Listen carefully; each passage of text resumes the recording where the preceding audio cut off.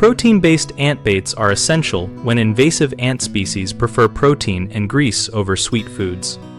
Use a protein-based gel bait or a stable homemade paste to target these species effectively. Commercial gels labeled for protein-feeding ants are formulated to remain palatable while delivering a slow-acting toxicant, so workers carry it back to the colony.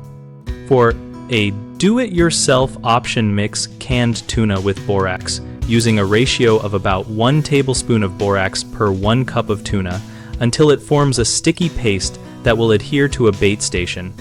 Keep this out of reach of children and pets. Prepare multiple small stations by placing the paste on pieces of cardboard or inside sealed plastic lids and set them along foraging trails and near nest entrances rather than scattering bait broadly.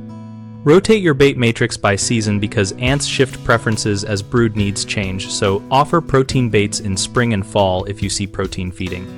Monitor stations every 2 to 3 days. Remove moldy or dried out bait and replace fresh paste until activity drops for at least 2 weeks to ensure the colony impact persists.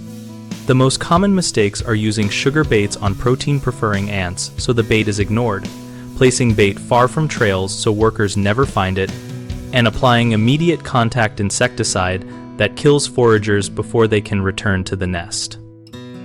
If you use the wrong bait type, switch to a protein matrix and give it time to be collected. Move baits next to active trails and nest entrances rather than random spots, so recruitment increases and transfer to nestmates occurs. Avoid spraying broad contact products around bait stations. Allow workers to feed and carry bait first, then use targeted treatments on remaining satellite nests only if activity persists. BigHomeProjects.com links homeowners to local contractors who handle pest management and home repairs, and we provide resources on do-it-yourself approaches like protein bait techniques.